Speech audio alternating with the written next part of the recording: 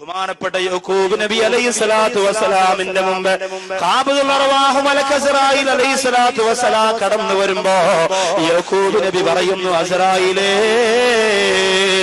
ഓർത്തിരിക്കാതെ നിലച്ചിരിക്കാതെ വന്ന് റൂഹ് പിടിച്ചു കൊണ്ടുപോകുന്നവനല്ലേ അസ്റായീലേ നീ?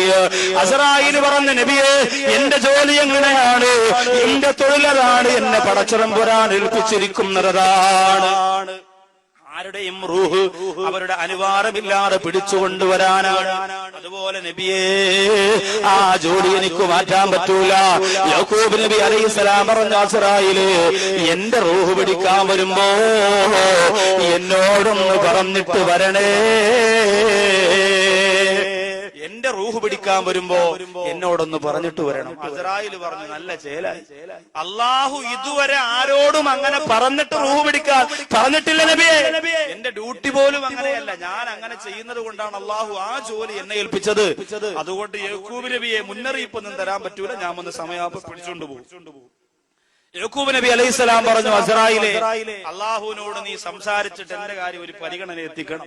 അങ്ങനെ അവസാനം അസ്റായീൽ അലൈഹിസ്സലാം യാക്കൂബ് നബിയോട് പറയുന്നു, നബിയേ, നിങ്ങളുടെ റൂഹ് പിടിക്കാൻ വരുന്നതിന് മുമ്പ് 3 ദൂതന്മാരെ ഞാൻ പറഞ്ഞു വിടുന്നതാണ്. 3 പേരെ പറഞ്ഞു വിട്ടിട്ടല്ലാതെ നിങ്ങളുടെ റൂഹ് ഞാൻ പിടിക്കൂല നബിയേ. യാക്കൂബ് നബിക്ക് വലിയ സന്തോഷമായി. റൂഹ് പിടിക്കാൻ അസ്റായീൽ വരുന്നതിന് മുമ്പ് 3 പേരെ അസ്റായീൽ പറഞ്ഞു വിടും എന്ന് പറഞ്ഞിട്ട് യാക്കൂബ് നബി അലൈഹിസ്സലാത്തു വസ്സലാമിന്റെ മുമ്പിൽ അസ്റായീൽ. അങ്ങനെ ഒരു അവസരം നമുക്ക് കിട്ടിയാലോ? അങ്ങനെ ഒരു അവസരം നമുക്ക് കിട്ടിയാൽ എന്റെ പ്രിയപ്പെട്ട സഹോദരിമാരെ, നമ്മളെന്നും സീരിയൽ കാണും, എന്നും പലിശ വാങ്ങും. കാരണം അസ്റായീൽ മുന്നറിയിപ്പിന്റെ ആളിനെ വിട്ടില്ലല്ലോ എന്ന് പറഞ്ഞുകൊണ്ട് ബാക്കി തെറ്റുകൾ ചെയ്തുകൊണ്ടിരിക്കും. ആളെ വിട്ടിട്ട് ചെയ്താൽ മതിയല്ലോ ബാക്കി കാര്യം. യാക്കൂബ് നബി അലൈഹിസ്സലാത്തു വസ്സലാം അങ്ങനെ രോഗം പിടിപെട്ടു, മരണക്കിടക്കയിൽ ഇങ്ങനെ കിടക്കുമ്പോ അസ്റായീൽ വന്നു. യാക്കൂബ് നബി ചോദിച്ചു, അല്ല അസ്റായീലേ, എന്താ വന്നത്? അസ്റായീൽ പറഞ്ഞു, നബിയെ, ഇന്ന് വരെ എന്താ ഞാൻ വന്നതെന്ന് എന്നോട് ആരും ചോദിച്ചിട്ടില്ല. ആരും എന്നോട് അങ്ങനെ ചോദിച്ചിട്ടില്ല. ആരും ചോദിക്കുന്ന ആള് നിങ്ങളാ. ഞാൻ വന്നത് റൂഹ് പിടിക്കാനാണ്. യാക്കൂബ് നബി ചിരിച്ചുകൊണ്ട് പറഞ്ഞു, അത് നല്ലാത്ത പരിപാടിയായിപ്പോ. നമ്മൾ തമ്മിൽ ഒരു എഗ്രിമെന്റ് ഉണ്ടായിരുന്നു, നമ്മൾ തമ്മിൽ ഒരു കരാറുണ്ടായിരുന്നല്ലോ. എന്റെ റൂഹ് പിടിക്കാൻ വരുന്നതിന് മുമ്പ് 3 പേരെ എന്റെ അടുത്തേക്ക് പറഞ്ഞു വിടുമെന്ന് പറഞ്ഞ അസ്റായീലേ, ആ കരാറ് നീ മറന്നുപോയോ? അസ്റായീൽ അലൈഹിസ്സലാം പറഞ്ഞു, ഞാൻ വാക്കുപാലിക്കുന്നയാളാ. ഞാൻ നിങ്ങളുടെ അടുത്തേക്ക് 3 പേരെ പറഞ്ഞു വിട്ടിരുന്നല്ലോ, ഇവിടെ വന്നില്ല. യാക്കൂബ് നബി പറഞ്ഞു, ഇല്ല. അസ്റായീൽ പറഞ്ഞു, വന്നു. ആരാണത്? അസ്റായീൽ അലൈഹിസ്സലാം പറയുന്നു, ഒന്ന് ബയാലു ശഅരിക ബഅദ സവാദിഹി. നബിയേ, നിങ്ങളുടെ തലമുടിയും ദാടിയും എത്ര നല്ല കറുപ്പുള്ള രോമമായിരുന്നു. ആ രോമം വെളുത്തില്ലേ നബിയേ? അത് ഞാൻ പറഞ്ഞു വിട്ട മരണത്തിന്റെ 1ാമത്തെ സിഗ്നലാണ് നബിയേ. 1ാമത്തെ ദൂതൻ അതാണ്. നരച്ചു പോയാൽ പിന്നെ വലിയ താമസമില്ല. ഇപ്പൊ സഹോദരിമാര് വിചാരിക്കും, അള്ളാഹുവേ, എന്റെ പിന്നെ ഇക്കാടെ കാര്യം ഏകദേശം ഒതുങ്ങാറായി, ഇനിയിപ്പോ നരയ്ക്കാനൊന്നും ബാക്കിയില്ല, ഏകദേശം എന്റെ ഇക്കാടെ കാര്യം ഒതുങ്ങാറായി. നിസാരമല്ല. നരബാധിച്ചവരെ ആരും കളിയാക്കണ്ട. അവര് ഭാഗ്യവാന്മാരാണ്. കാരണം അവരുടെ മരണത്തിന് മുമ്പ് അല്ലാഹു അവർക്ക് അങ്ങനെ ഒരു അടയാളം കൊടുത്തില്ലേ? അടയാളം കൊടുക്കാതെ എത്ര പേര് മരിക്കുന്നു? നല്ല കറുത്ത രോമമുള്ള എത്രയോ പേര് മരിച്ചുപോയി. ആലോചിച്ച് നോക്കി. അപ്പോ ഇവർക്ക് അല്ലാഹുവിന് അവരോട് ഇഷ്ടമുള്ളത് കൊണ്ട് അല്ലാഹു പറഞ്ഞു, എന്തേ, ഈ നര കണ്ടിട്ട് നീ അറിയണം മരണം ആസന്നമായി. അതുകൊണ്ട് കയ്യിലിരിക്കുന്ന റിമോട്ട് കളഞ്ഞിട്ട് തസ്ബീഹ് എടുത്തോ, ദിക്ർ ചൊല്ലിക്കോ. ആഴ്ചപ്പതിപ്പും ആരോഗ്യ മാസികയും 10 വയസ്സ് കുറയാൻ 10 വഴികളെന്നും പറഞ്ഞ് ഉമ്മാമാക്ക് വാങ്ങിച്ചുകൊണ്ടിട്ട് കൊടുക്കണ വനിതയൊക്കെ മാറ്റി വെച്ചിട്ട് ഖുർആൻ എടുത്ത് വെച്ച് ചോദിക്കോ, യാസീൻ ബുക്ക് കയ്യിലെടുത്തോ. 10 വക ഏടും 15 വക ഏടും പണ്ട് കാലത്ത് അടുക്കി വെച്ചിരുന്നല്ലോ അലമാരയിൽ. 15 വക ഏട്, 10 വക ഏട്, അത് ഇത് അങ്ങനെ എന്തെല്ലാമായിരുന്നു. അതിന് പകരം അലമാര ഇരിക്കുന്നത് എന്താ? കൽവാണ് ഫാത്തിമ, കാലാണ് ആയിഷ, നെഞ്ചാണ് റംല, കുടലാണ് സൈനവ എന്ന് പറഞ്ഞ കുറെ ആൽബം കാസറ്റുകളാ ഒടുങ്ങി തിന്നാൻ. എന്താ മൊഞ്ചുള്ള പാട്ടുസ്താദ്. അല്ലോ, ഉടനെ ജുമയിലെത്തി 16ാം ഭാഗം, 40ാം കത്ത് ഉറങ്ങാത്ത ഭാഗ്യം ഉടനെ ജുമയിലെത്തി. പാപ്പവർക്ക് അതാ ഇഷ്ടം. നബിദിനത്തിന്റെ തന്നില്ല, സമ്മാനം തന്നില്ല. മുട്ടുവരെയുള്ള പാവാട ഇട്ടിട്ട് കുറെ തിളങ്ങുന്ന ഷർട്ടിട്ട് കൊണ്ട് കോല് കളിക്കാൻ കുറെ പെൺകുട്ടികൾ ഇറങ്ങി വരുമ്പോ ഹജ്ജ് ചെയ്തോര് പോലും പറയാം, നല്ല മൊഞ്ചുള്ള പാട്ടു, സുബ്ഹാനല്ലാഹ്. തികഞ്ഞു. ആലോചിച്ച് നോക്കി, ഇതിന്റെ ഗൗരവം. നമ്മളെ പിശാചി ഏതൊക്കെ മോഡലിലാണ് നമ്മുടെ മനസ്സിലേക്ക് ഇറങ്ങുന്നത്. ഗൗരവത്തോടെ ആലോചിക്കണം. ഞാനിത് തമാശക്ക് പറയണതല്ല. നമ്മളൊക്കെ അതിൽ പെട്ടുപോയില്ലേ? നമ്മളൊക്കെ അതിൽ കുടുങ്ങിപ്പോയില്ലേ? നമ്മളൊക്കെ അതിന് അഡിക്റ്റായി പോയില്ലേ? അല്ലാഹു നമ്മെ കാത്തുരക്ഷിക്കുമാറാകട്ടെ. അതുകൊണ്ട് നര നല്ലതാണ്, നര നല്ലതാണ്.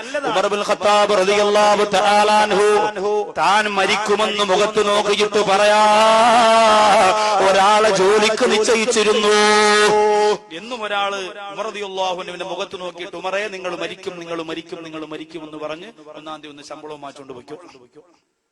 അങ്ങനെ ഒരു ജോലി ദുബായിലോ സൗദിയിലോ നമുക്ക് കിട്ടിയിരുന്നെങ്കിൽ ഒറ്റ ചെറുപ്പക്കാരി കേരളത്തിൽ വാതിലൊക്കെ കാണും. എല്ലാം പ്രമാണ സൊസൈറ്റി കൊണ്ടുവച്ച് കേൾവിക്കും. അവിടെ പോയിട്ട് അറബിയുടെ മുഖത്ത് നോക്കിയിട്ട്, അറബി നിങ്ങൾ മരിക്കും, നിങ്ങൾ മരിക്കും, നിന്നെ കുരു കൊണ്ടുകൂടാ ചീത്താനെന്ന് പറയുമ്പോൾ ഒന്നാം തീയതി ആകുമ്പോൾ ശമ്പളം. നല്ല ജോലി. ഒന്നാം തീയതി ആകുമ്പോൾ ശമ്പളം. ആലോചിച്ച് നോക്കേ, ഈ ഒരു അവസ്ഥ ഉമർ റളിയല്ലാഹു തആല അൻഹുവിന് വന്നു. എന്നിട്ടോ ഉമർ ഇബ്നുൽ ഖത്താബ് റളിയല്ലാഹു തആല അൻഹുവിന്റെ ദാഢ്യരോമത്തിൽ നര ബാധിച്ചപ്പോ ആ ജോലിക്കാരനോട് ഉമർ ഇബ്നുൽ ഖത്താബ് റളിയല്ലാഹു അൻഹു പറഞ്ഞു, നീ ഇനി നിൽക്കണ്ട, പൊയ്ക്കോ, നീ ഇനി നിൽക്കണ്ട, പൊയ്ക്കോ, ഞാൻ മരിക്കുമെന്ന് എന്റെ നര എന്നോട് പറഞ്ഞു തരുന്നുണ്ട്, നിനക്ക് പോകാം. ഞാൻ മരിക്കുമെന്ന് എന്റെ നര എന്നോട് പറയുന്നുണ്ട്, അതുകൊണ്ട് നിനക്ക് പോകാം എന്ന് പറഞ്ഞുകൊണ്ട് ഉമർ ഇബ്നുൽ ഖത്താബ് റളിയല്ലാഹു തആല അൻഹു ജോലിക്കാരനെ പിരിച്ചു. നമ്മളോ നരവാദിച്ച ഉപ്പാപ്പ ഒരു ദിവസം പള്ളിയിൽ വരുമ്പോൾ ഉസ്താദ് ചോദിക്കുന്നു, അല്ലാഹുവേ, അബൂബക്കർ സാഹിബേ, നിങ്ങളുടെ നരച്ചുപോയ താടിയൊക്കെ ഇപ്പൊ കറുപ്പിച്ചല്ലോ, എന്ത് പറ്റി? എന്താ പറ്റിയത്? സഹോദരി ഭാര്യ വന്നിട്ട് ഭർത്താവിനോട് പറഞ്ഞു, എന്റെ പ്രിയപ്പെട്ട ഇക്ക, എല്ലാ പെണ്ണുങ്ങളും എന്നെ കളിയാക്കുക. എനിക്കാണെങ്കിൽ 30-35 വയസ്സല്ലേ ആയോളൂ. നിങ്ങൾ പെട്ടെന്ന് വയസ്സായി എന്ന് പറഞ്ഞാൽ അത് എനിക്ക് കുറച്ചിലല്ലേ? നിങ്ങൾ ഇപ്പോഴും ഒരു പാന്റും ടീഷർട്ടൊക്കെ ഇട്ടിറങ്ങി, അള്ളാണ് എന്റെ ഉപ്പ, എന്റെ ഇക്ക ചക്കുവള്ളിയൊക്കെ കിട്ടിക്കിടാ വിറയ്ക്കും. പ്രത്യേകിച്ച് നിങ്ങളുടെ കണ്ണ് ഋത്തിക്രൂക്സിന്റെ കണ്ണ്. അതുകൊണ്ട് എന്റെ ഇക്ക, ഈ നരച്ച മുടി അള്ളാണ് നിങ്ങളൊന്ന് കറുപ്പിച്ചോണ്ട് വന്ന എന്റെ ചക്കര ഹസ്ബൻഡ് അല്ലേ? അങ്ങനെ പ്രിയപ്പെട്ട പിതാവ് ബ്യൂട്ടി പാർലറിൽ പോയി കുഷൻ കസേരയിൽ മലർന്നു കിടന്ന് വെള്ളരിക്കയും വെട്ടി കണ്ണി വെച്ച് കറുപ്പിച്ചുകൊണ്ടിറങ്ങി വരിക. സാർ ചോദിച്ചു, എന്തു പറ്റി? വൈഫിന് ഇഷ്ടമല്ല. വൈഫിന് ഇഷ്ടമല്ലാത്തത് കൊണ്ട് ഞാൻ കറുപ്പിച്ചു. നാണമില്ലേ സഹോദരങ്ങളെ? നിക്കാഹിന് വെച്ചിരുന്ന ദാടി പോലും ഇത്തിരി പോന്ന ഒരു പെണ്ണ് മരിച്ച 3 മണ്ണിനോട് ചേർന്ന് പുഴുപ്പളിഞ്ഞു പോകുന്ന ഒരു പെണ്ണ് പറഞ്ഞതിന് വേണ്ടി കേട്ടോ ഇസ്ലാമിന്റെ ചിഹ്നത്തെ വടിച്ചു കളയുന്ന വിവരം കെട്ട ചെറുപ്പക്കാരാ, ആർക്കു വേണ്ടിയാണ് മോനെ പിന്നെ നീ ദുനിയാവിൽ ജീവിക്കുന്നത്? ആർക്കു വേണ്ടിയാണടാ? ഒരടയാളമെങ്കിലും നിന്റെ ശരീരത്ത് വേണ്ടേ? അതും ഈ പെണ്ണിന് വേണ്ടി. അവളെ വാക്ക് കേട്ടിട്ട് വടിച്ചു കളഞ്ഞില്ലേ? എന്തിനു കൊള്ളാം നമ്മെ? അല്ലാഹു കാക്കട്ടെ എന്റെ പ്രിയപ്പെട്ട സഹോദരങ്ങൾ. അതുകൊണ്ട് എന്റെ സഹോദരങ്ങളെ ഗൗരവത്തോടെ ചിന്തിച്ചോ. ഇന്ന് വെളുത്തതിനെ കറുപ്പാക്കാൻ ഇറങ്ങുന്ന മരുന്നുണ്ടല്ലോ, ആ മരുന്ന് തേച്ചാ നിന്റെ വുളു ശരിയാവൂല, നിന്റെ കുളി ശരിയാവൂല, നിന്റെ ഇബാദത്ത് പോലും അല്ലാഹു സ്വീകരിക്കൂല. പടച്ചോന് കാത്തുരക്ഷിക്കട്ടെ. പ്രിയമുള്ളവരെ, ഇതാണ് ഒന്നാമത്തെ ഞാൻ പറഞ്ഞുവിട്ട ഒന്നാമത്തെ ദൂതൻ. ഇതാണ്. രണ്ടാമത്തേതാരാണ് എന്ന് യാക്കൂബ് നബി അലൈഹിസ്സലാം കണ്ണീരോട് അസ്രായിലിനോട് ചോദിക്കുമ്പോ അസ്രായിൽ അലൈഹിസ്സലാം പറയുന്ന, നബിയേ,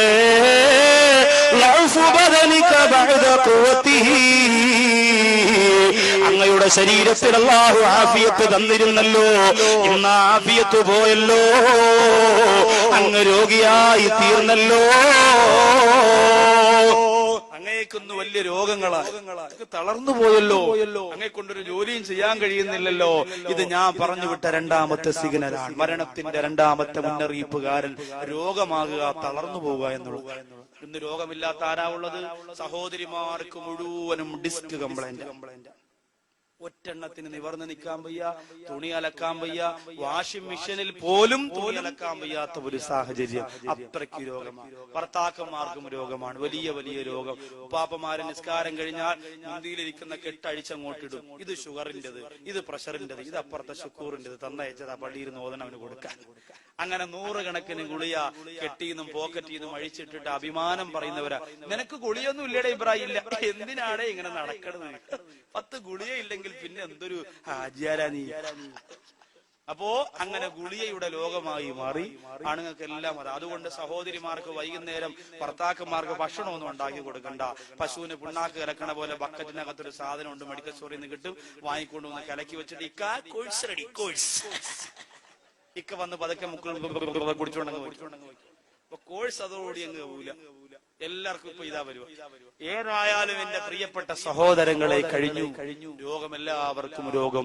ഏറ്റവും വലിയ രോഗമാകുന്ന ക്യാൻസർ പോലും, വേദനയുള്ള രോഗമാകുന്ന ക്യാൻസർ പോലും പടർന്ന് ഓരോ സമുദായത്തിലെ ഓരോ ഭാഗങ്ങളിൽ പടർന്നു പിടിച്ച് ഓരോ കുടുംബത്തിൽ ഒരാളെന്ന നിലയിൽ ഇന്ന് നിറഞ്ഞിരിക്കുന്നു. അല്ലാഹു കാത്തുരക്ഷിക്കട്ടെ.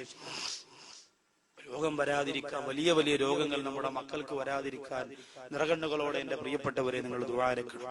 മൂന്നാമത്തെ അടയാളം ഏതാണ് എന്ന് യാക്കൂബ് നബി അലൈഹിസ്സലാം ചോദിക്കുമ്പോൾ അസ്രായീൽ പറയുന്നു, ഇൻഹിനാഉ ജിസ്മിക ബഅദ ഇസ്തിഖാമതിഹി.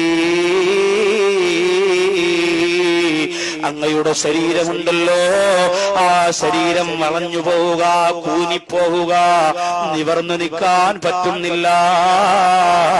അങ്ങനെ ഒരു അവസ്ഥ വരുന്നത് നബിയേ മരണത്തിന്റെ മൂന്നാമത്തെ സിഗ്നലാണ്. ഹാദിഹി റുസുലി ഇലാ ബനി ആദമ ഖബ്ലൽ മൗതി. മരണത്തിന് മുമ്പ് ആദം മക്കളിലേക്ക് ഞാൻ പറഞ്ഞുവിടുന്ന 3 ദൂതന്മാർ ഇവരാണ് നബിയേ. ഇവരെ പറഞ്ഞു വിടാതെയും ഞാൻ പലരുടെയും റൂഹ് പിടിക്കുന്നുണ്ട്. എന്നാലും മിക്ക ജനങ്ങളിലും ഈ 3 അടയാളങ്ങൾ കൊടുത്തിട്ടാണ് ഞാൻ റൂഹ് പിടിക്കുന്നത്.